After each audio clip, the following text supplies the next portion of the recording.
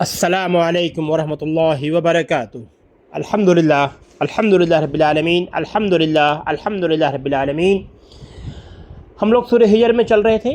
سورہ ہجر میں ہم لوگ پچھلے ہفتے آیت نمبر 52 تک مکمل کر چکے تھے، اور جو آخر میں بات آ کے جہاں پہ رکی تھی ہم لوگ کی کہ فرشتے جو آئے تھے ابراہیم علیہ السلام کے پاس، اور جب ابراہیم علیہ السلام نے جب انہیں کھانے کے لیے دیا تو فرشتے نے نہیں کھایا، تو ابراہیم علیہ السلام کو ڈر لگ رہا تھا۔ یہ بات ہو چکی تھی ہم لوگ کی، اور پچھلے ہفتے ہم لوگوں نے بہت سی باتیں کی تھی۔ ہم لوگوں نے پچھلے ہفتے کہ گناہ کے بارے میں بات کی تھی، نیکی کے بارے میں بات کی، جہنم کے 7 دروازوں کے بارے میں بھی بات کی تھی۔ ہم نے بتایا تھا جہنم کے 7 دروازے ہیں، اور حتمہ، سعیر، سقر، جہیم، حاویہ سب بتا چکا تھا میں آپ کو۔ اور سب سے اوپر والا طبقہ جہنم ہے بتایا تھا، دوسرا جو ہے لظا تھا، اور پھر اس کے بعد حتمہ، اور اس کے بعد سعیر، اس کے بعد سقر اور جہیم اور حاویہ، اور سب سے اوپر والے درجے میں کہ موحدین کے لیے ہوگا، جو کچھ عرصہ سزا پانے کے بعد سفارش پہ نکال دیے جائیں گے، اور دوسرے میں یہودی ہوں گے، اور تیسرے درجے میں نصرانی، اس کے بعد صابی، اس کے بعد مجوسی، مشرکین، اور سب سے لاسٹ 7واں نمبر جو حاویہ نام ہے، جہاں سب سے زیادہ عذاب ہے، وہاں کون ہوں گے پتہ ہے آپ کو؟ منافقین بتا چکا تھا میں آپ کو، منافقین ہوں گے، سب سے زیادہ عذاب ہوگی۔ منافقین کے بارے میں نے بتایا تھا آپ کو۔ منافقین کی بہت سی باتیں ہیں، کچھ جو آتی ہے تفصیل تو بہت لمبی ہے منافقین کی۔ میں نے بتایا تھا کہ جب بھی بولے گا جھوٹ بولے گا، وعدہ خلافی کرے گا، اور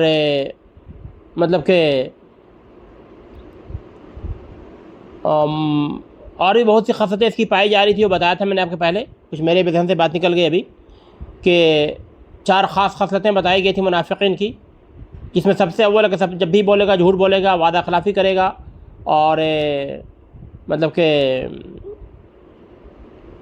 اپنے وقت پہ اپنے وعدے پر قائم نہیں رہے گا، بات ہو چکی تھی اس کے بارے میں۔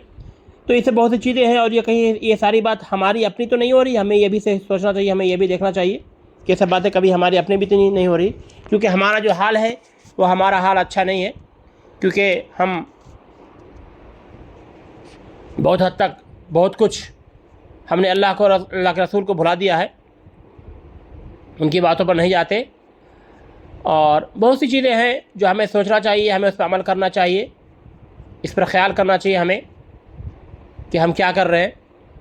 کہتے ہیں نا کہ قیامت کے دن، روز قیامت 73 فرقوں کی قطار نہیں لگے گی، یاد رکھنا ہے، روز قیامت کے دن 73 فرقوں کی قطاریں نہیں لگی ہوں گی، وہاں صرف 2 قطاریں ہوں گی، ایک جنتی اور دوسرا جہنمی۔ اب یہ فیصلہ ہمارا ہے کہ ہم نے کس قطار میں خود کو کھڑا کرنا ہے۔ یاد رکھنا ہے، ہر وہ عمل مردود ہے جس پر اللہ اور اس کے رسول کا حکم موجود نہیں ہو۔ میں نے پچھلے بار بتایا تھا کہ ہر وہ عمل، جو بھی عمل کرتے ہیں، ہمیں اس کو دیکھنا ہوگا، چیک کرنا ہوگا کیا میرا یہ عمل اللہ کے رسول اور صحابہ کے طریقے پہ چل رہا ہے کہ نہیں چل رہا ہے، اور اگر پایا جا رہا ہے تو پھر صحیح ہے، اور اگر نہیں پایا جا رہا ہے تو پھر غلط ہے۔ میں نے بہت سی مثالیں بھی دی تھی، آپ کو بتایا تھا کہ پچھلے ہفتے میں نے بہت سی چیزیں بتائی تھی آپ کو۔ اور انسان کو ڈرنا چاہیے ہمیشہ اللہ سے، اور اللہ کے رسول کے نقش قدم پہ چلنے کی توفیق اللہ تعالی ہم سب کو عطا فرمائے، اور ہم لوگ کو چلنے کی کوشش بھی کرنا چاہیے، کیونکہ جب تک ہم کوشش نہیں کریں گے ہم کامیاب نہیں ہوں گے، کیونکہ ہمیں کوشش کرنا بہت ضروری ہے۔ اور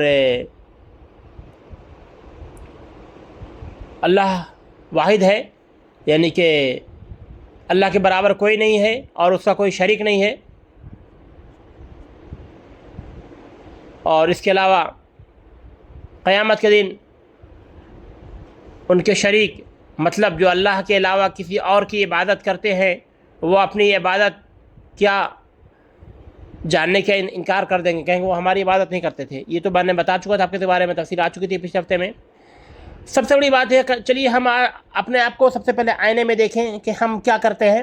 بہت سی چھوٹی چھوٹی مثالیں میں بتا رہا ہوں، ہمیں سوچنا چاہیے، ہمیں دیکھنا چاہیے کہ خود کو بدلنے کے لیے خود سے سوال پوچھیے، خود کو بدلنے کے لیے خود سے سوال پوچھیے کہ آج ہمارے گھر میں کتنے لوگوں کی فجر کی نماز ادا کی، اور کل سے لے کر آج تک ہم نے کتنا وقت مسجد کو دیا، ہم نے دین کے لیے کیا کیا، کتنا دین ہم نے سیکھا، اور دین کی خدمت کے لیے ہم نے کیا کام کیا۔ صبح سے شام تک میں سوچنا چاہیے. اور جو رزق ہم اپنے گھر کما کر لائے تھے وہ حلال تھا کہ حرام، مطلب کس طریقے سے کمایا، اور ہم نے کل سے لے کر آج تک اپنے بچوں کو کتنا دین سکھایا، خود کتنا دین سیکھا اور خود کتنا دین پر عمل کیا، اور ہم نے کل سے لے کر آج تک کتنی بار سوچا کہ ہم اس دنیا میں کیوں آئے. کبھی اپنا محاسبہ کر کے ہمیں سوچنا چاہیے. اور ہم نے کل سے لے کر آج تک کتنا قرآن و حدیث کا مطالعہ کیا، اور ہم نے یہ سوچا کہ ہم نے قبر کے لیے خود کو کتنا تیار کیا ہے. یہ وہ سوال ہیں جو ہم دوسروں سے پوچھتے ہیں. یہ کبھی خود سے پوچھیں تو کبھی دوسروں سے پوچھنے کی ضرورت نہیں پڑے گی. ہمیں اس کے بارے میں خیال کرنا چاہیے، ہمیں سوچنا چاہیے کہ ہم کیا کر رہے ہیں. بہرکیف دین کے لیے کیا کیا، دین کی خدمت کے لیے کیا کیا، اس کے بارے میں سوچنا چاہیے ہمیں. اعوذ باللہ من الشیطان الرجیم، بسم اللہ الرحمن الرحیم. ہم لوگ سب سے آخری آیت پر جو رکے تھے، 52 نمبر آیت تک مکمل کیا تھا ہم لوگوں نے. سب سے آخری آیت پر جو رکے تھے وہ آیت تھی اذ دخلوا علیہ فقالوا سلاما قال ان منکم وجلون. کہ جب انہوں نے ان کے پاس آ کر سلام کہا، کنہوں نے؟ فرشتوں نے. یہ بات ہو چکی تھی کہ اذ دخلوا علیہ، جب داخل ہوئے، فقالوا سلاما، اور سلام کہا، یعنی جب ان کے پاس آئے تو سلام کہا. کیا کہا؟ قال ان منکم وجلون. تو ابراہیم علیہ السلام نے کہا تھا کہ انہوں نے کہا کہ ہم کو تم سے ڈر لگتا ہے. یہ بات ہو چکی تھی. اس لیے کہ قالوا لا توجل ان نبشرک بغلام علیم. انہوں نے کہا قالوا لا توجل ڈرنے کے معنی آتا ہے. لا توجل، مت ڈر. کیا کہا؟ قالوا لا توجل، ڈرو نہیں. انا نبشرک بغلام علیم، ہم تجھے ایک صاحب فہم فرزند کی بشارت دیتے ہیں. نبشرک، بشارت دیتے ہیں، خبر کرتے ہیں. قال ابشرتمونی علی ان مسنی الکبر فبما تبشرون. کہا کہ اس بڑھاپے میں، قال ابشرتمونی یعنی اتنے بڑھاپے میں، علی ان مسنی الکبر، کبر کہتے ہیں بڑھاپے کو. کہا کہ اس بڑھاپے کے آ جانے کے بعد تم مجھے خوشخبری دیتے ہو. فبما تبشرون، تم مجھے خوشخبری دیتے ہو. قالوا بشرناک بالحق، بشرناک، نون پر الف صغیرہ ہے. قالوا بشرناک بالحق فلا تکن من القانتین.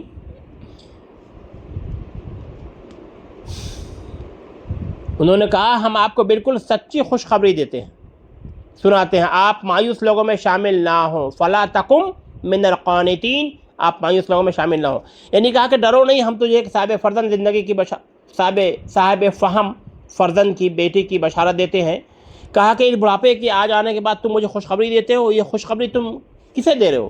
انہوں نے کہا ہم آپ کو بالکل سچی خوشخبری سناتے ہیں، آپ مایوس لوگوں میں شامل نہ ہوں. فلا تکن من القانتین، آپ مایوس لوگوں میں شامل نہ ہوں. یعنی ابراہیم علیہ السلام کو ان فرشتوں سے ڈر اس لیے محسوس ہوا کہ انہوں نے ابراہیم علیہ السلام کا تیار کردہ بھونا ہوا بچڑا نہیں کھایا. ہم نے سورہ ہود میں اس کے بارے میں بتا چکا تھا. اس سے معلوم ہوا کہ اللہ تعالیٰ کے جلیل القدر پیغمبروں کو بھی غیب کا علم نہیں ہوتا. اگر پیغمبر عالم غیب ہوتے تو ابراہیم علیہ السلام سمجھ جاتے کہ آنے والے مہمان بشر نہیں بلکہ نوری مخلوق ہیں، فرشتے ہیں، اور ان کے لیے کھانا تیار کرنے کی ضرورت نہیں، کیونکہ فرشتے انسانوں کی طرح کھانے پینے کے محتاج نہیں ہیں. اور یہ اللہ کا وعدہ ہے جو خلاف نہیں ہو سکتا. ہر وہ بات پر، اللہ ہر بات پر قادر ہے، کوئی بات اللہ کے لیے ناممکن نہیں. یعنی اولاد کے ہونے پر میں جو تعجب اور حیرت کا اظہار کر رہا ہوں، ابراہیم صاحب نے کہا، تو صرف اپنے بڑھاپے کی وجہ سے کر رہا ہوں. یہ بات نہیں کہ میں اپنے رب کی رحمت سے نا امید ہوں. رب کی رحمت سے نا امید تو گمراہ لوگ ہوتے ہی ہیں. رب کی رحمت سے نا امید تو گمراہ لوگ ہی ہوتے ہیں. لا تقنطوا من رحمت اللہ، اے میرے بندے اللہ کی رحمت سے نا امید نہ ہو۔ اور ابراہیم علیہ السلام کو یہ کچھ قرائن نے لکھا کہ اندازہ لگایا کہ یہ صرف اولاد کی بشارت دینے ہی نہیں آئے بلکہ ان کی آمد کا مقصد کوئی اور بھی ہے، اس لیے انہوں نے پوچھا بھی کہ قال فمن یقنط من رحمت ربہ الا الضالون، کہا کہ اپنے رب کی رحمت سے امید تو صرف گمراہ بہکے ہوئے لوگ ہی ہو سکتے ہیں۔ قال، ٹھیک ہے، قال ومن یقنط، قال ومن یقنط من رحمتہ ربہ الا الضالون، ابراہیم علیہ السلام نے کہا کہ اپنے رب کی رحمت سے نا امید تو صرف گمراہ اور بہکے ہوئے لوگ ہی ہو سکتے ہیں۔ قال فما خطبکم ایھا المرسلون، پوچھا کہ اللہ کے بھیجے ہوئے فرشتوں تمہارا ایسا کیا اہم کام ہے؟ قالوا انا ارسلنا الی قوم مجرمین، انہوں نے جواب دیا کہ ہم مجرم قوم کی طرف بھیجے گئے ہیں۔ کہاں؟ لوط علیہ السلام کی قوم کی طرف۔ میں نے اس سے پہلے تذکرہ کر چکا تھا آپ کو، سورہ ہود میں اس کے بارے میں بتا چکا تھا میں نے آپ کو۔ الا آل لوط انا لمنجوہم اجمعین، مگر خاندان لوط کہ ہم ان سب کو تو ضرور بچا لیں گے۔ الا امرأتہ قدرنا انہا لمن الغابرین، سوائے اس کی بیوی کے ہم نے اسے رکنے اور باقی رہ جانے والوں میں مقرر کر دیا ہے۔ فلما جاء آل لوط المرسلون، جب بھیجے ہوئے فرشتے آل لوط کے پاس پہنچے تو کیا کہا؟ قال انکم قوم منکرون، انہوں نے کہا تم لوگ تو کچھ انجان معلوم ہو رہے ہو۔ یعنی ابراہیم علیہ السلام کو اندازاً کچھ قرائن سے انداز ہوا تھا کہ یہ صرف اولاد کی بشارت دینے کے لیے نہیں آئے ہیں بلکہ ان کی آمد کا مقصد کوئی اور ہے، اس لیے انہوں نے پوچھا کہ یہ فرشتے حسین نوجوان کی شکل میں آئے تھے اور لوط علیہ السلام کے لیے بالکل انجان تھے، اس لیے انہوں نے ان کے اجنبی ہونے کی بات کی، یعنی عذاب الہی جس کے آنے میں تیری قوم کو شک ہے۔ یعنی میں نے پچھلے ہفتے میں تفسیر بھی بتایا تھا اور بار بار بتاتا ہوں، جب فرشتے کا نزول ہو جاتا ہے اس وقت ایمان لانا کوئی کام نہیں دیتا، جب فرشتے کا نزول ہو جاتا ہے اس وقت توبہ کوئی کام نہیں دیتا، جب فرشتے کا نزول ہو جاتا ہے اس وقت عذاب نہیں ٹل سکتا، کیونکہ جب فرشتے انسانوں نے دیکھ لیا عذاب نہیں ٹلنے والا۔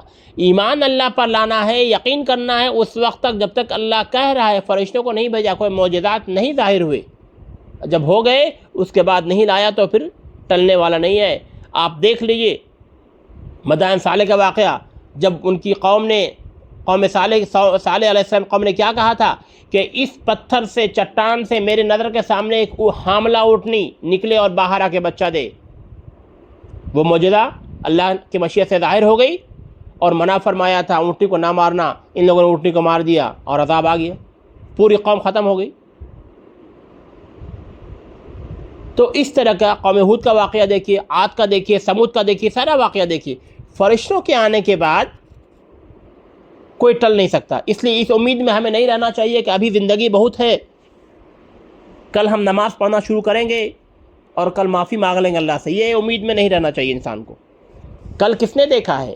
کیا ہم ایک سیکنڈ بھی اپنے سانس کی گارنٹی لے سکتے؟ ہرگز نہیں لے سکتے۔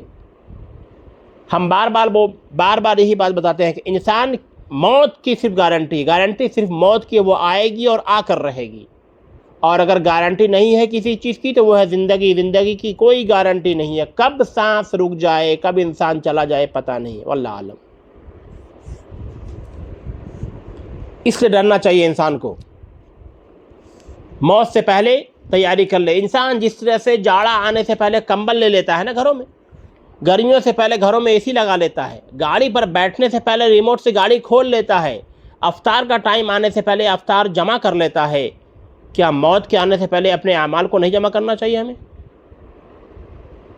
سینے پہ ہاتھ رکھ کے سوچنا چاہیے کہ موت کے آنے سے پہلے کیا ہمیں اپنے اعمال جمع نہیں کرنا چاہیے؟ ہمیں اپنے اعمال کی اصلاح نہیں کرنا چاہیے؟ کرنی چاہیے، یہ حق ہے، ہمیں کرنا چاہیے۔ اللہ ہم تمام مسلمانوں کو اور ہمیں بھی، میرے گھر والے، میرے نسل در نسل کو بھی، تمام مسلمانوں کو، ان کے گھر والے نسل در نسل کو بھی اللہ ہدایت عطا فرمائے، آمین۔ قالوا بل جئناک بما كانوا فیہ یمترون، انہوں نے کہا کہ نہیں، بلکہ ہم تیرے پاس وہ چیز لائے ہیں جس میں یہ لوگ شک و شبہ کر رہے تھے۔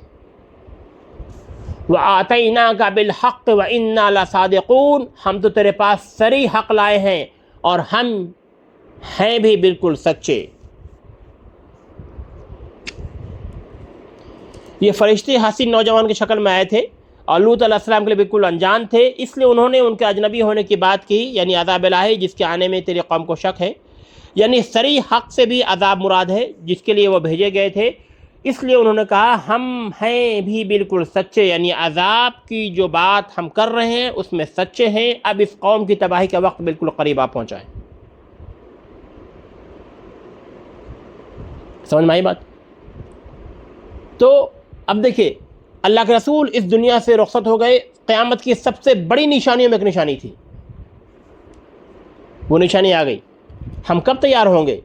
کیونکہ وقت متعین ہے ہر چیز کا۔ اللہ کے رسول جب خاتم النبیین، نبوت کا خاتمہ ہو گیا تو اب کیا بچا؟ اب تو کوئی نبی نہیں آنے والا، اب تو ہماری کوئی اصلاح کرنے والا نہیں ہے، تو ہمیں اپنی اصلاح کرنی چاہیے کہ نہیں؟ اور ہم کیسے کریں گے؟ قرآن و حدیث سے آئیں گے، اوتھینٹک حدیث اور قرآن کا مطالعہ کریں گے اور اس سے اپنی اصلاح کریں گے اور اپنے بھائیوں کی بھی اصلاح کریں گے، تبھی ہم اصلاح ہو سکتا، تبھی یہ مسلمان ایک مکمل جامع مومن بن سکتا ہے۔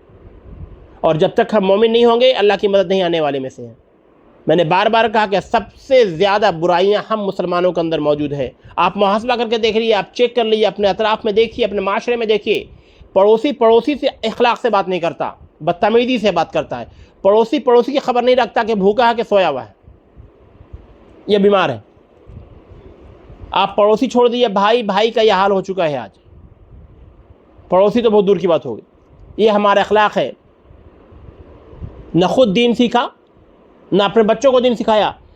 کہتے ہیں حدیث کا مفہوم کیا ہے کہ انسان جب مر جاتا ہے تو نام اعمال جو ہے کھلے رہتے ہیں، کن چیزوں کی بنیاد پہ؟ صدقہ جاریہ کر کے گیا، علم نافع کے دے کر گیا، اور وہ صالح اولاد چھوڑ گیا جو اس کے لیے دعائیں مغفرت کرتی ہے۔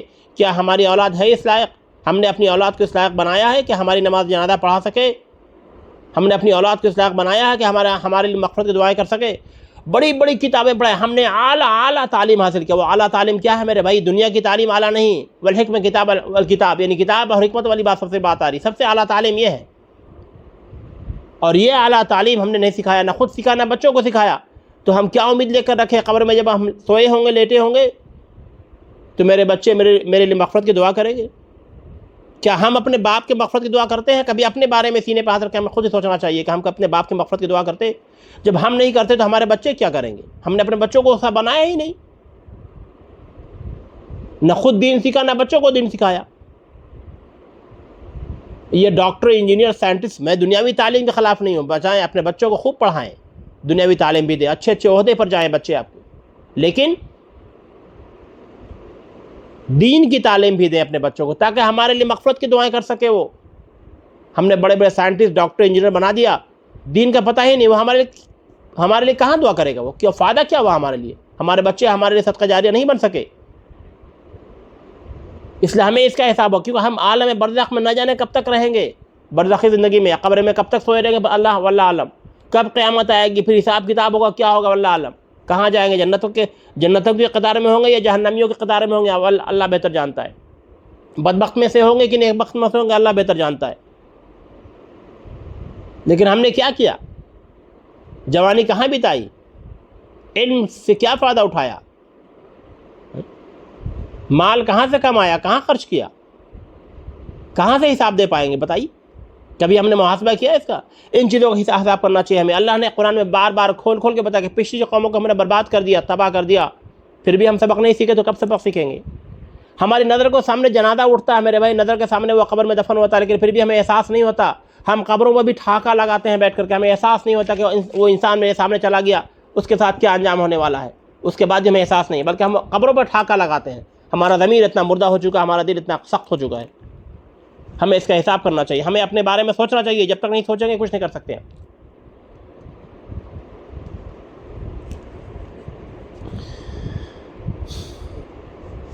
فرشتوں نے کیا کہا کہ الا امرأتہ قدرنا انہا جئناک بما كانوا فیہ یمترون، انہوں نے کہا نہیں بلکہ ہم تو تیرے پاس وہ چیز لائے ہیں جس میں یہ لوگ شک شبہ کر رہے ہیں، اور وہ وآتیناک بالحق وإنا لصادقون، ہم تو تیرے پاس صریح حق لائے ہیں اور ہم ہیں بھی بالکل سچے۔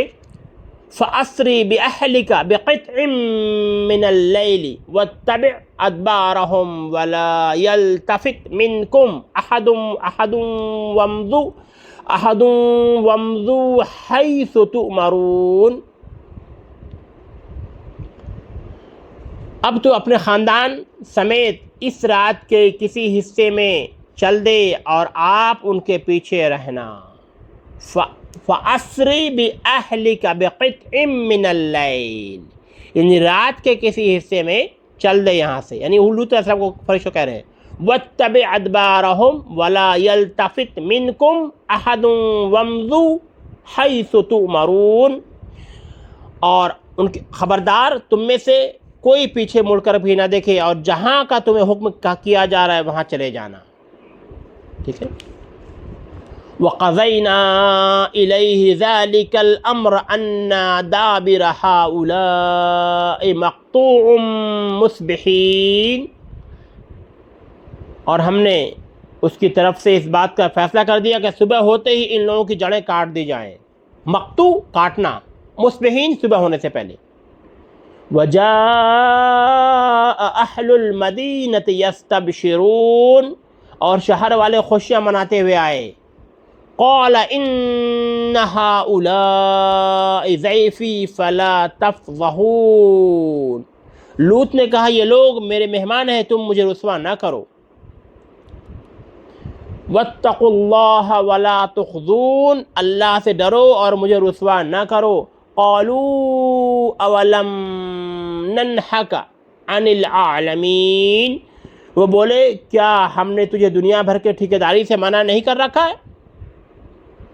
قَالَ هَؤُلَاءِ بَنَاتِي إِن كُنتُمْ فَاعِلِينَ، قَالَ هَؤُلَاءِ بَنَاتِي، بناتی بیٹی سے، قَالَ هَؤُلَاءِ بَنَاتِي إِن كُنتُمْ فَاعِلِينَ، لوط علیہ السلام نے کہا اگر تمہیں کرنا ہی ہے تو یہ میری بچیاں موجود ہیں، حق کے ساتھ ان کے ساتھ نکاح کرو۔ لَعَمْرُكَ إِنَّهُمْ لَفِي سَكْرَتِهِمْ يَعْمَهُونَ، تیری عمر کی قسم وہ تو ان بدمستی میں سرگرداں تھے۔ یعنی جب لوط علیہ السلام کی قوم پر جب فرشتے بھیجے گئے تھے عذاب کے لیے، تو وہ یہ واقعہ اللہ تعالیٰ بیان کر رہا قرآن میں کہ کوئی مومن پیچھے نہ رہے تو ان کو آگے کرتا رہے، یعنی لوط علیہ السلام کو وحی کے ذریعے سے اس فیصلے سے آگاہ کر دیا کہ صبح ہونے تک ان لوگوں کی جڑیں کاٹ دی جائیں گی۔ حابر سے مراد وہ آخری آدمی جو باقی رہ جائے گا، فرمایا وہ بھی صبح ہونے تک ہلاک کر دیا جائے گا۔ ایک طرف تو یہ تھا کہ اللہ تعالیٰ نے ان کی ہلاکت کا فیصلہ کر لیا تھا، دوسری طرف یہ حال تھا کہ جب قوم لوط کو پتہ چلا کہ لوط علیہ السلام گھر میں خوش شکل خوبصورت نوجوان آئے ہیں، تو انہوں نے اپنی جو لوطی جو تھا وہ مباشرت جو مرد آپس میں کرتے تھے اس امر پرستی کی وجہ سے بڑے خوش ہوئے، اور خوشی خوشی لوط علیہ السلام کے پاس آئے اور مطالبہ کیا کہ ان نوجوانوں کو ان کے سپرد کیا جائے تاکہ وہ ان سے بے حیائی کا ارتکاب کر کے اپنی تسکین کر سکیں۔ لوط علیہ السلام نے انہیں سمجھانے کی کوشش کی کہ یہ مہمان ہیں، انہیں میں کسی طرح تمہارے سپرد نہیں کر سکتا، اس میں میری رسوائی ہے۔ انہوں نے ڈھٹائی اور بد اخلاقی کا مظاہرہ کرتے ہوئے کہا اے لوط، تو ان اجنبیوں کا کیا لگتا ہے اور کیوں ان کی حمایت کرتا ہے؟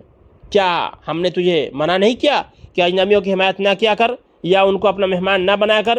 یہ ساری گفتگو اس وقت ہوئی جب لوط علیہ السلام کو علم نہیں تھا کہ یہ اجنبی مہمان اللہ کے بھیجے ہوئے فرشتے ہیں، اور وہ اس ناہنجار قوم کو تباہ کرنے کے لیے آئے ہیں جو ان کے ساتھ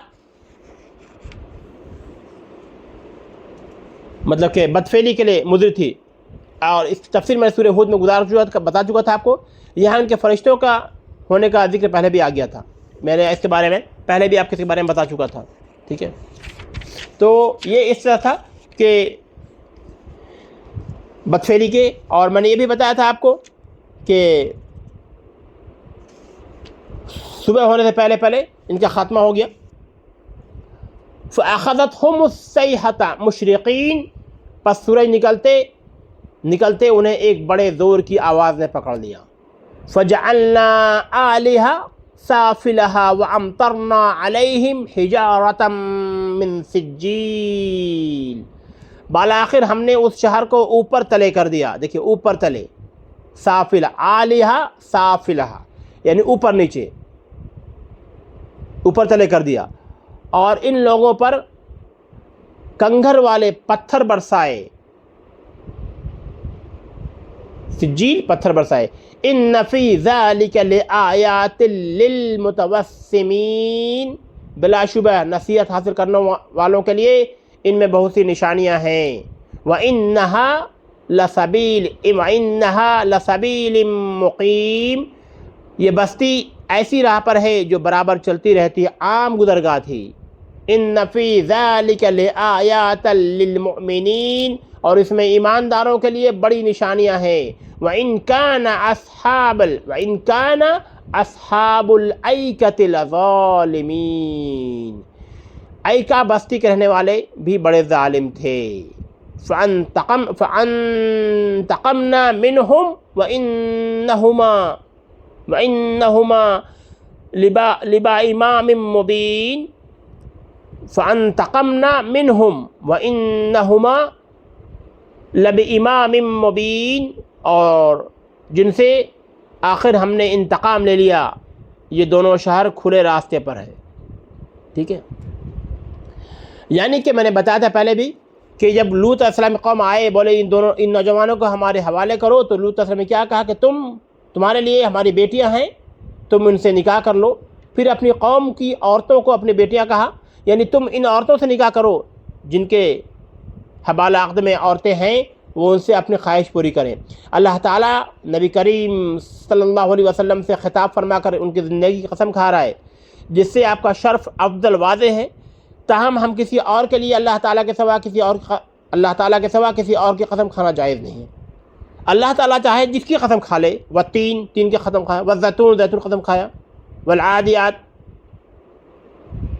تو صبح کی قسم کھایا, اللہ کے رسول کی زندگی کی قسم کھایا, مطلب کہ ان کی زندگی کی قسم کھا کر اللہ کر رہا. لیکن اللہ چاہے جس کی قسم کھا لے, لیکن انسان کو جائز ہے کہ وہ صرف اللہ کی قسم کھائے. اگر قسم کھانا ہے تو صرف اللہ کی, باقی قسم نہیں.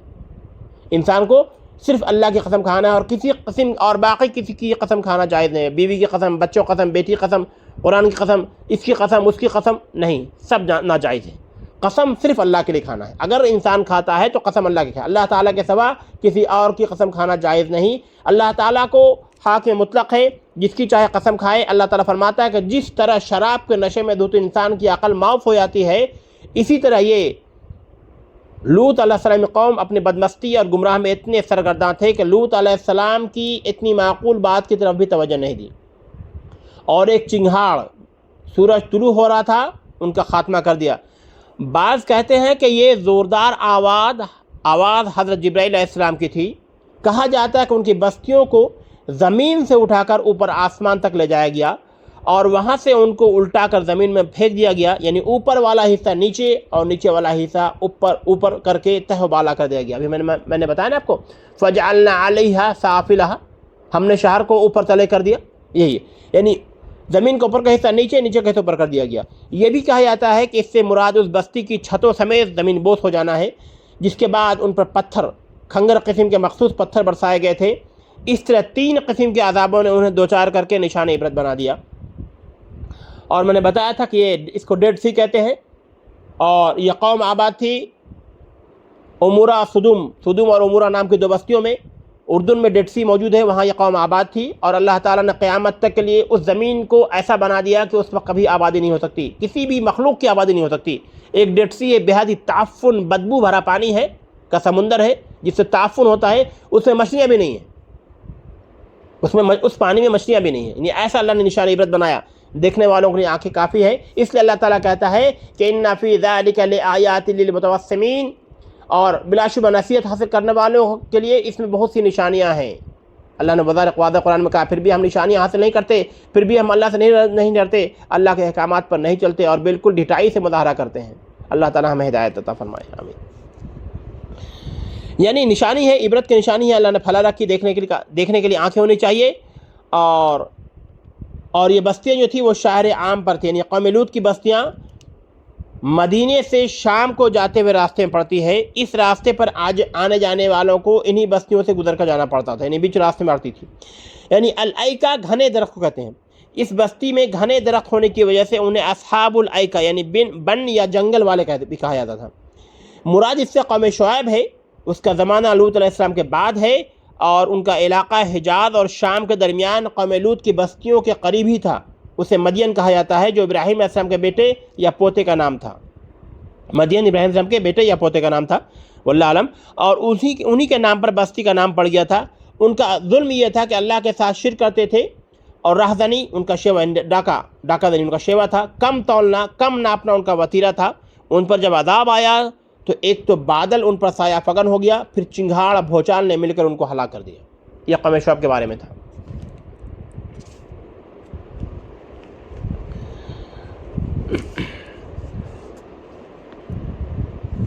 وَلَقَدْ كَذَّبَ أَصْحَابُ الْحِجْرِ الْمُرْسَلِينَ وَلَقَدْ كَذَّبَ أَصْحَابُ الْحِجْرِ الْمُرْسَلِينَ.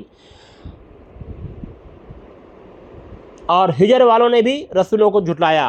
وَآتَيْنَاهُمْ آيَاتِنَا فَكَانُوا عَنْهَا مُعْرِضِينَ. اور ہم نے ان کو اپنی نشانیاں بھی عطا فرمائی، تاہم وہ ان سے روگردانی کرتے رہے. وَكَانُوا يَنْحِتُونَ مِنَ الْجِبَالِ بُيُوتًا آمِنِينَ. یہ لوگ پہاڑوں کو تراش کر گھر بناتے تھے بے خوف ہو کر. من الجبال وَكَانُوا يَنْحِتُونَ مِنَ الْجِبَالِ بُيُوتًا آمِنِينَ. جبل پہاڑوں کو بولتے ہیں، ان کی جمع جبال. یعنی یہ لوگ پہاڑوں کو تراش کر گھر بناتے تھے بے خوف ہو کر. فَأَخَذَتْهُمُ الصَّيْحَةُ مُصْبِحِينَ. آخر انہیں بھی صبح ہونے تک چنگھاڑ نے آ دبوچا. یہ قوم عاد کے بارے، وَلَقَدْ أَشَدَّ قَوْمٍ، یہ قوم عاد کے بارے میں بات ہو رہی ہے. من اشد قوة، یعنی ہم سے بڑی طاقتور قوم کون ہے؟ اور بے شک اللہ نے ان سے بڑی طاقتور قوم نہیں بنائی پھر دوبارہ. ان کا یہ انجام ہوا، تو ہم یہ 5 فٹ 6 فٹ کے ہمارا کیا انجام ہوگا خود ہی اندازہ کر لیجیے. کیونکہ ہم نشان عبرت نہیں دیکھتے، اور نشان عبرت ہمارے نظر کے سامنے ہے، پھر بھی ہمارا دل مطمئن نہیں ہے اور ہم اللہ پر راضی نہیں ہیں. آج وقت ہے اللہ راضی، ہم اللہ کو راضی کر لیں. جب قبر میں مٹی پڑے گی نا آنکھوں پر، اس وقت اللہ کو راضی کرنا چاہیں گے تو اللہ راضی نہیں ہوگا. آج وقت ہے اللہ راضی کر لیجئے، ہمیں اللہ کو راضی کر لینا چاہیے. آج وقت ہے، جب مٹی پڑنے کے بعد اللہ راضی نہیں ہونے والا، اس لیے بھی وقت ہے ہم اللہ کو راضی کر لیں. اللہ ہمیں ہدایت عطا فرمائے، آمین. فَمَا أَغْنَى عَنْهُمْ مَا كَانُوا يَكْسِبُونَ. پس ان کی کسی تدبیر عمل نے انہیں کوئی فائدہ نہیں پہنچایا. ٹھیک ہے. وَمَا خَلَقْنَا السَّمَاوَاتِ وَالْأَرْضَ وَمَا بَيْنَهُمَا إِلَّا بِالْحَقِّ وَإِنَّ السَّاعَةَ لَآتِيَةٌ فَاصْفَحِ الصَّفْحَ الْجَمِيلَ. ہم نے آسمانوں اور زمین کو ان کے درمیان کی سب چیزوں کو حق کے ساتھ پیدا فرمایا، اور قیامت ضرور آنے والی ہے. قیامت وَأَنَّ السَّاعَةَ لَآتِيَةٌ، اور قیامت ضرور آنے والی ہے. فَأَصْفِحِ الصَّفْحَ الْجَمِيلَ، پس تو حسن خوبی اچھائی سے درگزر کر لے. ان ربک هو الخلاق العلیم، یقیناً تیرا پروردگار ہی پیدا کرنے والا اور جاننے والا ہے. ان ربک هو الخلاق العلیم، یقیناً تیرا پروردگار ہی پیدا کرنے والا اور جاننے والا ہے. وَلَقَدْ آتَيْنَاكَ سَبْعًا مِّنَ الْمَثَانِي وَالْقُرْآنَ الْعَظِيمِ، اور یقیناً ہم نے آپ کو 7 آیتیں دے رکھی ہیں کہ دہرائی جاتی ہیں، اور عظمت والا قرآن بھی دے رکھا ہے. ٹھیک ہے. صالح علیہ السلام کی قوم سمود کی بستی کا نام تھا. میں نے بتایا تھا ابھی آپ کو کہ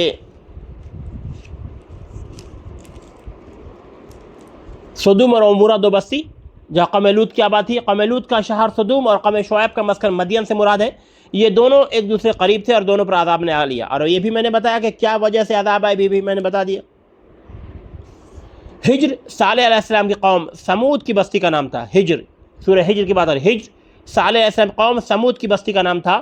اصحاب الحجر یعنی ہجر والے کہا گیا. یہ بستی مدینہ اور تبوک کے درمیان تھی. مدینہ اور تبوک کے درمیان تھی. آج کل اس بستی کے قریب الولا نام کا ایک بڑا شہر آباد ہے، اور ہجر مدائن صالح کے نام سے معروف ہے. انہوں نے اپنے پیغمبر صالح علیہ السلام کو جھٹلایا، لیکن یہاں اللہ تعالیٰ نے فرمایا انہوں نے پیغمبروں کو جھٹلایا. یہ اس لیے کہ ایک پیغمبر کی تکذیب ایسا ہی ہے جیسے سارے پیغمبروں کی تکذیب. ایک پیغمبر کی تکذیب اس طرح ہے جیسے سارے پیغمبروں کی تکذیب کرنا، جھٹلانا. اور ان نشانیوں میں ووٹنی بھی تھی جو ان کے کہنے پر ایک چٹان سے بطور معجزہ ظاہر کی گئی تھی، لیکن ظالموں نے اسے قتل کر دیا. یہ بھی میں نے بتایا تھا کہ کس نے قتل کیا تھا، قدار اور سالف نے بتا دیا تھا میں نے آپ کو. اور سارے قوم کے لوگوں نے بیٹھ کے تماشا دیکھا تھا تو ساری قوم پر عذاب آئی. آج ہمارا وہی حال ہے. دو آدمی آتا ہے سامنے سے اور ایک آدمی کو مارتا پیٹتا ہے، اور سینکڑوں آدمی بیٹھ کے تماشا دیکھتے ہیں. یعنی 2 آدمی 100 آدمی پر بھاری ہے. سب بیٹھ کے تماشا دیکھتے ہیں، موبائل سے ویڈیو بنائیں گے بیٹھ کے. کوئی کسی کا ایکسیڈنٹ ہو گیا، بیچارہ تڑپ رہا ہے، لوگ بیٹھ کے ویڈیو بنائیں گے، لیکن احساس نہیں کہ اس کو تڑپ رہا ہے تو اس کو پانی پلا دیں، اس کی مدد کریں. نہیں، یہ ہمارا ضمیر یہ ہے، ہمارا ماحول یہ ہو چکا ہے، ہمارا معاشرہ ایسا ہو چکا ہے.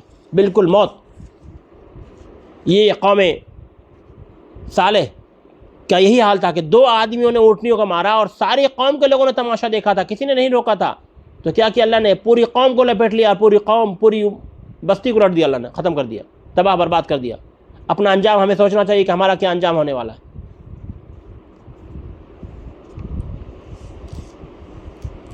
یعنی بغیر کسی خوف یا احتجاج کے اور یہ لوگ جو تھے جو پہاڑ بناتے تھے، عاد سمود کے بارے میں کہ یہ ان نشانوں میں تھا کہ بغیر کسی خوف یا احتجاج کے پہاڑ تلاش کیا کرتے تھے.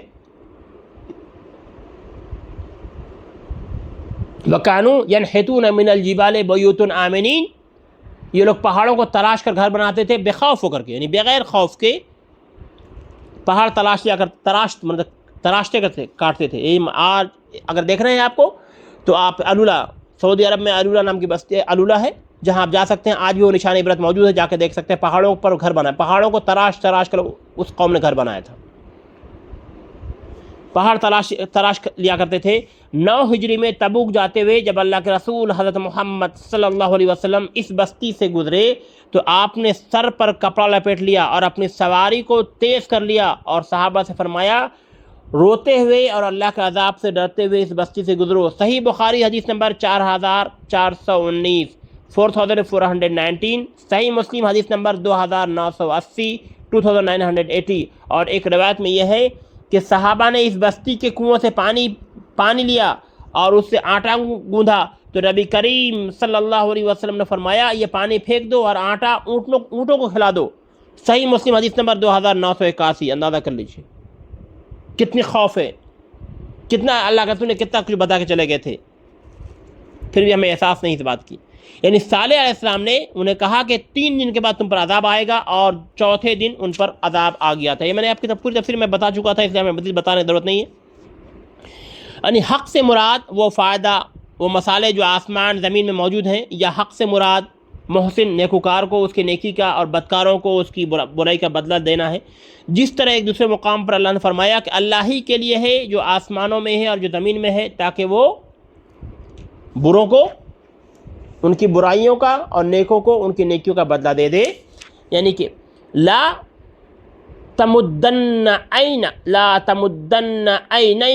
الی ما متعنا به ازواجا منهم ولا تحزن علیہم واخفض جناحک للمؤمنین.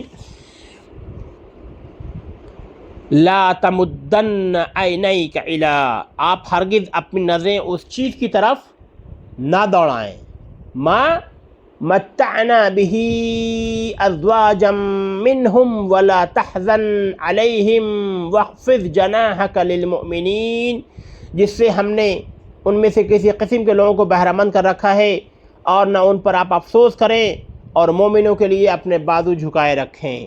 وقل انی انا النذیر المبین، اور کہہ دیجئے کہ میں کھلم کھلا ڈرانے والا ہوں. کما انزلنا علی المقتسمین، جیسے کہ ہم نے ان پر قسم کھانے والوں پر اتارا ہے. الذین جعلوا القرآن عضین، جنہوں نے اس کتاب کو کتاب الہی کے ٹکڑے ٹکڑے کر دیے. فوربک لنسألنہم اجمعین، قسم ہے تیرے پالنے والے کی ہم ان سب سے ضرور باز پرس کریں گے. اما کانوا یعملون، ہر اس چیز کی جو وہ کرتے تھے. فاصدع بما تؤمر واعرض عن المشرکین، اس حکم کو جو آپ کو کیا جا رہا ہے کھول کر سنا دیجئے اور مشرکوں سے منہ پھیر لیجئے، مشرکوں سے منہ پھیر لیجئے. یعنی سبعا من المثانی سے مراد ہے، مفسرین کے اس میں اختلاف ہے. اکثر مفسرین نزدیک اس سے مراد سورہ فاتحہ ہے جس کی 7 آیتیں ہیں، جو ہر نماز اور نماز کی ہر رکعت میں، ابھی میں نے آپ کو بتایا نا کہ 7 آیتیں اللہ نے دی، ٹھیک ہے، ابھی بتایا میں نے آپ کو کہ وَلَقَدْ آتَيْنَاكَ سَبْعًا مِّنَ الْمَثَانِي وَالْقُرْآنَ الْعَظِيمِ، یعنی یقیناً ہم نے آپ کو 7 آیتیں دے رکھی ہیں تاکہ دہرائی جاتی ہیں، اور عظمت والی قرآن بھی دے رکھا ہے. یعنی اس میں سبعًا من المثانی، یعنی یہ 7 آیت مفسرین کا ہے کہ 7 آیتیں ہیں سورہ فاتحہ کے بارے میں جو ہر نماز اور نماز کی ہر رکعت میں پڑھی جاتی ہے. مثانی کے معنی بار بار دہرانے کی کیا جاتا ہے. حدیث سے اس کی تائید ہوتی ہے. ایک حدیث میں اللہ کا رسول حضرت محمد صلی اللہ علیہ وسلم نے فرمایا الحمدللہ رب العالمین، یہ 7 مثانی اور قرآن عظیم ہے جو میں دیا گیا ہوں. صحیح بخاری حدیث نمبر 4703 4703. اور ایک حدیث میں آتا ہے فرمایا کہ ام القرآن ہی 7 مثانی القرآن العظیم. صحیح بخاری حدیث نمبر 4704. یعنی سورہ فاتحہ قرآن کا ایک جز ہے، اس لیے قرآن عظیم کا ذکر بھی ساتھ ہی کیا گیا ہے. یعنی سورہ فاتحہ قرآن عظیم جیسی نعمتیں آپ کو عطا کی گئی، اس لیے دنیا اور اس کی زینتیں ان مختلف قسم کے اہل دنیا کے صرف نظر دوڑائیں جس کو دنیا فانی کی عارضی چیزیں ہم نے دی ہے، اور وہ جو آپ کی تکذیب کرتے ہیں اس پر غم نہ کھائیں، اور مومنوں کے لیے اپنے بازو جھکائے رکھیں. ٹھیک ہے، وَخْفِضْ جَنَاحَكَ لِلْمُؤْمِنِينَ، اور مومنوں کے لیے اپنے بازو جھکائے رکھیں. یعنی آپ ان کے لیے نرمی اور محبت کا رویہ اپنائیں. اس محاورے کی اصل یہ ہے کہ جب پرندہ اپنے بچوں کو اپنے پاس بلاتا ہے تو اپنے بازو یعنی پروں کو کھول لیتا ہے. بچے جب پروں کے نیچے آ جاتے ہیں تو پھر پرندہ اپنے پروں کو ان کے اوپر جھکا لیتا ہے. یہ ترکیب نرمی، پیار، محبت کے رویہ اپنانے کے مفہوم میں استعمال ہوتی ہے. وَقُلْ إِنَّنِي أَنَا النَّذِيرُ الْمُبِينُ، اور کہہ دیجئے میں تو کھلم کھلا ڈرانے والا ہوں. کما انزلنا علی المقتسمین، جیسے کہ ہم نے ان قسمیں کھانے والوں پر اتارا ہے.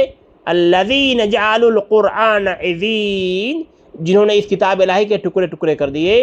فوربک لنسألنہم اجمعین، اور ہر چیز کو وہ کرتے ہیں، یعنی کہ ہم فوربک لنسألنہم اجمعین، ہم ان سب سے ضرور باز پرس کریں گے. اللہ نے کہا ہے اما کانوا یعملون، اس چیز کی جو وہ کرتے ہیں.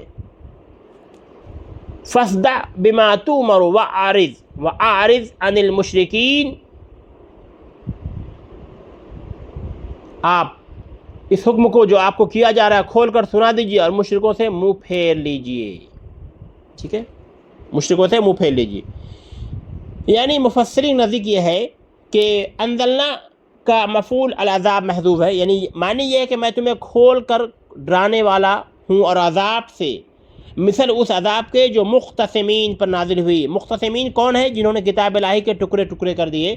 بعض کہتے ہیں اس سے قریش کی قوم مراد ہے جنہوں نے اللہ کی کتاب کو تقسیم کر دیا، اس کے بعض حصے کو شعر، بعض کو سحر جادو، اور بعض کو کہانی، اور بعض کو اساطیر الاولین، پہلوں کی کہانی، مطلب پہلے والے کی کہانی بتا دیا. بعض کہتے ہیں مقتسمین سے اہل کتاب اور قرآن سے مراد توریت انجیل ہے. انہوں نے ان آسمانی کتابوں کو متفرق یعنی الگ الگ اجزاء میں تخریف مطلب کر دیا، اس میں کمی بیشی کر کے بانٹ دیا. بعض کہتے ہیں کہ یہ صالح علیہ السلام کی قوم ہے جنہوں نے آپس میں قسم کھائی تھی کہ صالح اور ان کے گھر والوں کو رات کے اندھیرے میں قتل کر دیں گے. میں نے واقعہ بتا دیا تھا، پہاڑ کوٹ میں چھپ چکے تھے وہ لوگ 7 آدمی، میں نے بتایا اس کے بارے میں. اور تقاسموا باللہ، مطلب کہ سورہ النحل میں آئے گا یہ آیت نمبر 49. انہوں نے اللہ کے نام پر آپس میں قسمیں کھائیں کہ ہم ضرور اسے اور اس کے گھر والوں کو رات میں قتل کر دیں گے، اور آسمانی کتاب ٹکڑے ٹکڑے کر ڈالا۔ عزین کے ایک معنی یہ بھی لکھے گئے ہیں کہ اس کے بعض باتوں پر ایمان لانا اور بعض کے ساتھ کفر کرنا۔ آج ہمارا یہی حال ہے، اللہ کے کچھ احکامات کو ہم مانتے ہیں، کچھ کو نہیں مانتے، اپنے مرضی کے مطابق۔ کچھ ایسے جاہل فقہا ہیں جو اپنی مرضی کے مطابق قرآن کے معنی بدل دیتے ہیں۔ قرآن میں نہیں بدلا ہو سکتا، کیونکہ اللہ نے بتا دیا کہ اس کا ذمہ دار اللہ تعالیٰ ہے۔ پچھلی تفسیر میں نے بتا چکا تھا آپ کو، قرآن کے ہر حروف میں تبدیلی نہیں کر سکتے، قرآن کے معنی میں تبدیلی کرتے ہیں، اپنی من مرضی سے اپنے مرضی کے مطابق معنی کو آگے پیچھے کر دیتے ہیں۔ ایسے جاہل قسم کچھ لوگ ہیں، اور کچھ کے ساتھ قرآن کی کچھ بات کو مانتے ہیں، کچھ بات کو نہیں مانتے، حدیث کی کچھ بات کو مانتے ہیں، کچھ بات کو نہیں مانتے۔ تو یہی ہے عزین، یعنی کہ بعض باتوں پر ایمان رکھنا اور بعض کے ساتھ کفر کرنا۔ آج ہمارا وہی حال ہے، نماز پڑھتے ہیں نہیں پڑھتے، اپنی مرضی سے کبھی گئے کبھی نہیں گئے، یہی حال ہے۔ تو یہ ہے اللہ کے احکام کو ماننا نہ ماننا۔ ایک تو کھلم کھلا انکار کرتے تھے کافر، اور ہم اس میں بامسمہ مسلمان ہیں، صرف نام کے مسلمان ہیں، ہمارے اندر دین نہ، دین کی ہم نے خدمت کی نہ، دین کا جذبہ ہے نہ، دین کے لیے ہم نے قربانیاں دی۔ بس نئے نئے رسومات بدعت کھڑا کر لیں گے، دیگے بنائیں گے، عرس کریں گے، چادریں چڑھائیں گے، یہ سب کریں گے جو صحابہ نے اصحاب قرون نے نہیں کیا، کیونکہ ہم سے زیادہ دین کی سمجھ ان کو تھی، ہم سے زیادہ محبت اللہ کے رسول سے ان کو تھی، اور ہم سے زیادہ دین انہوں نے دیکھا اور سیکھا اور عمل کیا، اور دین پہ خدمت کی، دین پہ قربانیاں دی۔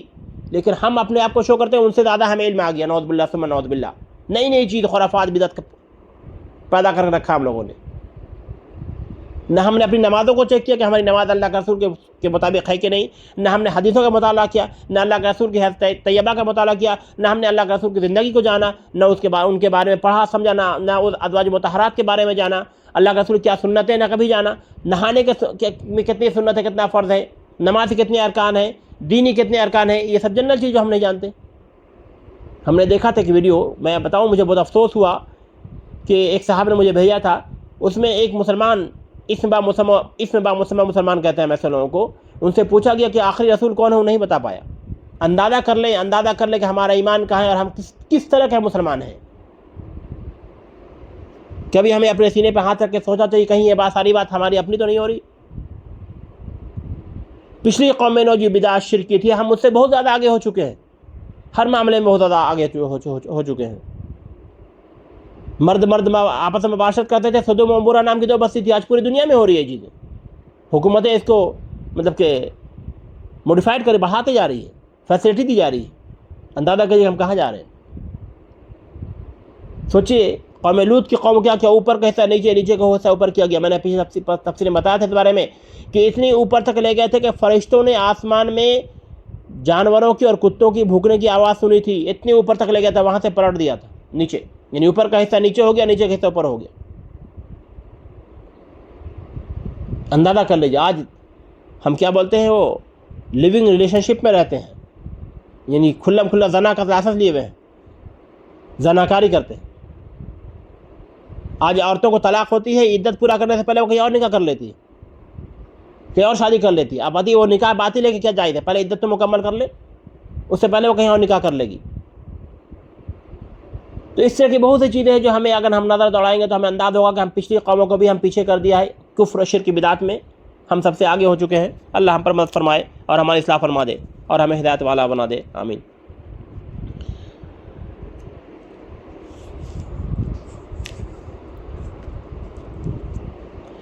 یعنی کہ صالح سے قوم ہے کہ اس قوم نے قسم کھائی تھی کہ صالح ان گھر والوں کو رات کے اندھیرے میں قتل کر دیں گے، اور اس طرح کی باتیں آئی۔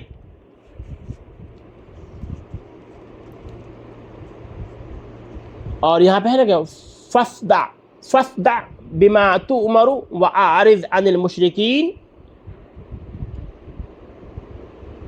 آپ کو کہا جا رہا، حکم دیا جا رہا ہے کہ کھول کر سنا دیجئے، مشرکوں سے منہ پھیر لیجئے۔ فَاصْدَعْ کے معنی ہے کھول کر بیان کرنا۔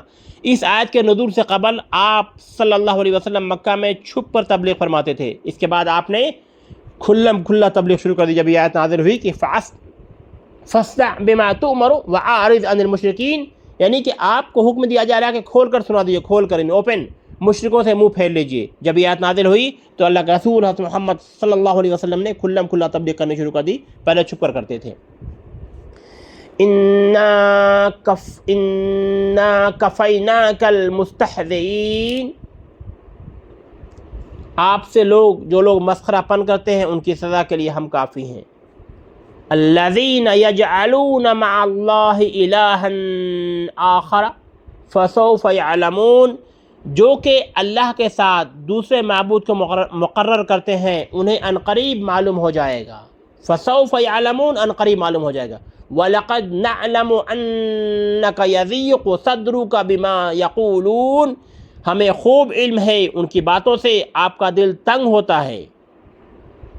فَسَبِّحْ بِحَمْدِ رَبِّكَ وَكُن مِّنَ السَّاجِدِينَ، آپ اپنے پروردگار کی تسبیح اور حمد بیان کرتے رہیں اور سجدہ کرنے والوں میں شامل ہو جائیں۔ وَاعْبُدْ رَبَّكَ حَتَّى يَأْتِيَكَ الْيَقِينُ، اور اپنے رب کی عبادت کرتے رہیں یہاں تک کہ آپ کو موت آ جائے۔ وَاعْبُدْ رَبَّكَ حَتَّى يَأْتِيَكَ الْيَقِينُ، اور اپنے رب کی عبادت کرتے رہیں یہاں تک کہ آپ کو موت آ جائے یا آپ کو یقین آ جائے، دونوں مراد آ رہی ہے اس میں سے، ٹھیک ہے۔ مشرکین آپ کو ساحر، مجنون، کاہن وغیرہ کہتے تھے، جن سے ظاہر سی بات ہے آپ اللہ کے رسول بشر تھے تو دلی تکلیف ہوتی تھی۔ اللہ تعالیٰ نے تسلی دی اور فرمایا کہ آپ حمد و ثنا کریں۔ کیا فرمایا کہ فَسَبِّحْ بِحَمْدِ رَبِّكَ وَكُن مِّنَ السَّاجِدِينَ، آپ حمد و ثنا کریں اور نماز پڑھیں اور اپنے رب کی عبادت کریں، اس سے آپ کو قلبی سکون بھی ملے گا۔ اے لوگو، اے اللہ کے بندو، دیکھ لو، کان کھول کر سن لو، یہ آیت میں اللہ تعالیٰ بتا رہا ہے کہ قلبی سکون ملے گی اور اللہ کی مدد بھی حاصل ہوگی۔ کس سے؟ سجدے سے، نماز سے۔ سمجھ میں آئی بات؟ یہاں پیغمبر کو اللہ تعالیٰ خاتم النبیین، سید المرسلین، سید البشر، سید الخلق کو اللہ تعالیٰ تسلی دے رہا ہے کہ فَسَبِّحْ بِحَمْدِ رَبِّكَ وَكُن مِّنَ السَّاجِدِينَ، یعنی اپنے رب کی عبادت کریں، اس سے آپ کو قلبی سکون ملے گا۔ آج ہم قلبی سکون کے لیے کتنا تھیٹر، فلمی ہال کہاں جاتے ہیں۔ دیکھیے اللہ نے واضح بتا دیا، قلبی سکون کس سے ملے گا؟ اللہ کی عبادت سے۔ اپنی زبان کو تر رکھیں ذکر سے اور تبھی قلبی سکون مل سکتا ہے۔ الا بذکر اللہ تطمئن القلوب، ذکر کے بغیر دل کو مطمئن نہیں ہو سکتا، قلبی سکون نہیں مل سکتا۔ اس لیے ہمیں اللہ کی عبادت کرنی چاہیے، سجدے میں جانا چاہیے، اللہ کی حمد و ثنا بیان کرنا چاہیے، تبھی ہمیں قلبی سکون مل سکتا ہے اور اللہ کی مدد بھی حاصل ہوگی۔ وَاعْبُدْ رَبَّكَ حَتَّى يَأْتِيَكَ الْيَقِينُ، یہاں تک کہ آپ کو موت آ جائے، یعنی کہ اس سے مراد موت ہے، یعنی یہاں نماز اور یقین سے مراد موت ہے۔ جتنی بھی مخلوق اللہ نے تخلیق کی سب کو موت آنی ہے، اور اللہ کے رسول حضرت محمد صلی اللہ علیہ وسلم پر بھی موت آئی تھی، موت کے فرشتے آئے تھے۔ اور یہ جاہل قسم کے لوگ جو بولتے ہیں نا پردہ کر گئے، زندہ ہیں، یہ قرآن کی کسی آیت سے ثابت نہیں ہے، حدیث سے کہیں سے ثابت نہیں ہے، یہ ان کی اپنی اختراع ہے۔ اللہ انہیں بھی اور ہمیں بھی ہدایت دے اور صراط مستقیم پہ قدم و گامزن فرمائے۔ اور اس کے بعد ہے کہ یہ ہمیں اللہ سے ڈرنا چاہیے، اور اللہ وَاسْتَعِينُوا بِالصَّبْرِ وَالصَّلَاةِ، مدد طلب کرو کس سے؟ صبر سے اور صلاح کے ساتھ، نماز کے ساتھ۔ إِنَّ الصَّلَاةَ تَنْهَىٰ عَنِ الْفَحْشَاءِ وَالْمُنكَرِ، بے شک نماز برائیوں کو اکھاڑ پھینکتی ہے، دور کر دیتی ہے۔ نماز پڑھنے کے بعد ہی برائی نہیں جا رہی ہے تو مطلب ہماری نماز میں کمی ہے، ہم اپنی نماز کو ٹٹولیں، اپنی نماز کو تلاش کریں، دیکھیں اپنی نماز کو، ہماری نماز اللہ کے رسول کے مطابق ہو رہی ہے کہ نہیں ہو رہی ہے۔ کیا فرمایا؟ جیسے تم نے مجھے نماز پڑھتے دیکھا ویسے نماز پڑھو۔ صحیح بخاری حدیث نمبر 631، یعنی کہ فرمان ہے کہ جس طرح اللہ کا نماز پڑھی ویسے نماز پڑھو۔ کیا ہم نے کبھی تحقیق کی کہ اللہ کا رسول نے کیسے نماز پڑھی تھی؟ کبھی دیکھا ہے ہم نے؟ کبھی چیک کیا؟ کبھی تفتیش کیا ہم نے؟ کبھی تصدیق کیا ہم نے؟ نہیں۔ ابا دادا جیسے پڑھتے تھے ویسے ہم پڑھ رہے ہیں، امام صاحب جیسے پڑھا ہے پڑھ لیا، سیدھے ہو گئے۔ تحقیق کرنی چاہیے ہمیں نماز کی، نماز کون سی نماز ہے، کیسی نماز اللہ کا رسول نے پڑھی تھی، اور ہمیں بھی ویسے ہی نماز پڑھنا چاہیے۔ صلو کما رأیتمونی اصلی، جیسے تم مجھے نماز پڑھتے دیکھتے ہو ویسے نماز پڑھو، یہ اللہ کے رسول کی مشہور حدیث ہے۔ اس لیے ہمیں دیکھنا چاہیے اپنے نماز، سب سے پہلے اپنی نماز کی ٹٹول ہے، سب سے پہلے اپنی نماز کو ہمیں ٹٹولنا چاہیے کہ ہماری نماز اللہ کے رسول کے مطابق ان کے عمل کے مطابق اور صحابہ کے مطابق ہو رہی ہے کہ نہیں ہو رہی ہے، کیا طریقہ تھا، اس کو پکڑنا چاہیے۔ یہ باپ دادا جیسے پڑھتے آ رہے تھے ویسے ہم بھی پڑھیں، ہم بھی اپنے بچوں کو ویسے ہی سکھا دیا، میرے بچے بھی ویسے پڑھتے آ رہے ہیں۔ تو ان الصلاۃ تنہی عن الفحشاء والمنکر کیا ہو گیا کہ برائی نہیں نکل رہی ہے نا، کیونکہ ہماری نماز میں کوتاہی ہے، ہم اپنی نماز کو تلاش کرنا چاہیے۔ اور وَاعْبُدْ رَبَّكَ حَتَّىٰ يَأْتِيَكَ الْيَقِينُ، یہاں تک کہ آپ کو موت آ جائے۔ الحمدللہ رب العالمین، الحمدللہ آج ہم لوگوں نے سورہ ہجر کو مکمل کر لیا۔ اللہ تعالی ہمیں کہنے سننے زیادہ عمل کرنے کی توفیق عطا فرمائے اور عمل صالح کرنے کی توفیق عطا فرمائے۔ مجھ سے جو غلطیاں سرزد ہو گئی اللہ تعالیٰ معاف فرمائے، بے شک اللہ غفور رحیم ہے، حلیم ہے، کریم ہے، رحیم ہے۔ اللہ ہم تمام مسلمانوں کے صغیرہ کبیرہ تمام گناہوں کو معاف فرما، وہ تمام مسلمان جو دنیا سے رخصت ہو چکے ان کے بھی گناہوں کو معاف فرما، ان کی قبروں کو منور فرما، ان کی قبروں کو کشادہ فرما، ان کی قبر میں جنت کا بچھونا بچھا، ان کی قبروں کو جنت کی کھڑکیاں کھول دے، ان کی قبروں کو دراز کر دے۔